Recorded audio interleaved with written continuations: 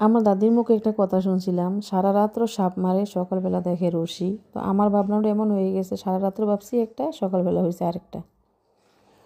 সকালবেলা ঘুম থেকে উঠেই আমি ভাত বসাই দিছিলাম, কারণ আজকে ভাত রান্না করবো, আজকে রুটি বানাবো না। আমার বাসায় লাল আটা আনছে, তো এই কারণে আমার মেয়ে আবার লাল আটা রুটি খেতে চায় না। তো ভাবলাম আজকে যেহেতু রবিবার, আমার জামাইয়ের আবার মিটিং আছে, সকালবেলা উঠে জাগিব 8টার দিকে বের হয়ে। তো আমি 8টার আগেই কিন্তু রান্না করছিলাম। গতকালকে তরকারি ছিল, বাঁধাকপি ভাজি ছিল, বেগুন রান্না করছিলাম, বেগুন ছিল। তো ভাবছি একটু ভাত রান্না করলে সারাদিন আজকে একটু অবসর সময় কাটামো, আর বাকি অন্য যে কয়েকটা কাজ আছে ওই কাজটি শেষ করবো। শুক্রবারে বন্ধর দিন হইলো, আমার বন্ধ নাই, আমার কাজ চলেই। শুক্রবার ওরে বেশি কাজ থাকে, তো রবিবারটা আমি গুনি সব সময়, কারণ রবিবারে একটু সকালবেলা কাজ শেষ করলে সারাদিন আবার রান্না বাড়ার কাজ থাকে না, ওইটা নিয়ে আসলে টেনশন করতে হয় না, অন্য কাজ করতে পারি। শুক্রবার থেকেই কিন্তু আমার জামাই করতেছিল মুরগি কাটতো, তো আসলে আমার কাছে ভালো লাগে না মুরগি কাটাকাটি, এখন অনেক বিরক্ত মনে হয়, তো এই কারণে আমি আর কাটতে দিছি না। শুক্রবারে অন্য রান্না করছিলাম। তো আজকে নাসর বান্দা আজকে কইতেছে আজকে ভালো কিছু করো। তো ভালো কিছু কি, গরুর মাংস কিংবা গরুর গলি, যে আমি আমার পক্ষে সম্ভব নয় দিয়ে এখন করা, 12টা বাজে গেছে, এই বরফ ছাড়তে ছাড়তে কিন্তু অনেক সময় লাগবো। তো তাহলে মুরগি কাটি। তো যাই হোক, মুরগিটা আমার এক ভাই অনেক সুন্দর করে আমার প্রসেসিং করে দিচ্ছে, কারণ এই মুরগির চামড়া ছাড়াইতে কিন্তু আমার অনেক কষ্ট হয়ে যেত, আমার হাতের সমস্যা। তো এই কারণে মুরগিটা থেকে আমি একটু দূরে দূরে থাকতে চাই। আর এই মুরগির চামড়া কিন্তু অনেক শক্ত,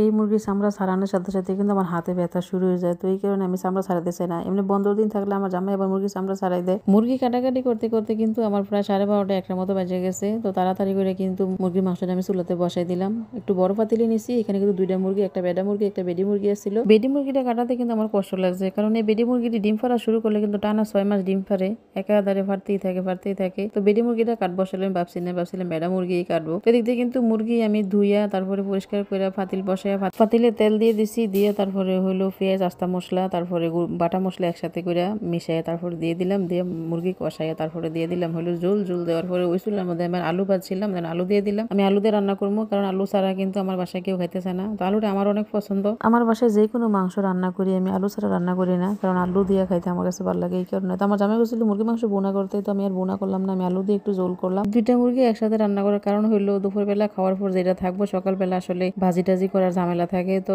তরকারিটা থাকলে বেশি একটা ঝামেলা করতে হয় না আর কি। তো আলু ভাজি দিয়ে আবার আমি রুটি খেতে পারি না, আমার আরেক সমস্যা, একটু ঝোল টোল হলে আমি রুটি খেতে পারি, তো এই কারণে একটু ঝোল করে করলাম আর কি। তো এদিক দিয়ে গ্যাসটা বন্ধ করে দিলাম, রান্নাটা হয়ে গেছে। যেহেতু আলু দিয়ে রান্না করলে কিন্তু একটু ঝোল থাকতে হয়, না হয় কিন্তু আবার ঝোলটা শুকাই একেবারে মাখা মাখা হয়ে যায়, তো ওনার খাইতে ভালো লাগে না। তো পরে আমি লবণ দেখতে গিয়ে দেখছিলাম ঝালটা একটু কম হয়েছে, আমি উপর দিয়ে কয়েকটা কাঁচামরিচ বেশি করে দিয়ে দিলাম, যাতে কাঁচামরিচটা দিয়ে মাইখা খাওয়া যায় আর কি। কিছু কাঁচামরিচ ভাঙ্গা দিছি, আবার কিছু কাঁচামরিচ আস্তা দিছি, যেটা আস্তা দিছি এটা ভাতের সাথে খাইতে পারবো, আর যেটা ভাঙ্গা দিছি এটা ঝালটা একটু বাইরে আর কি। তো এই কারণে আমি দুইটা দুই রকম করে দিয়ে দিলাম, দিয়ে তারপরে রান্না এখন শেষ হয়ে গেছে। তো দেন কালারটা কিন্তু অনেক সুন্দর হয়েছে, খাইতে কিন্তু অনেক মজা হয়েছিল, কারণ যেহেতু আমার ফালা মুরগি, আর মুরগিটা ছিল অনেক বড় বড়, একটা ছিল লাল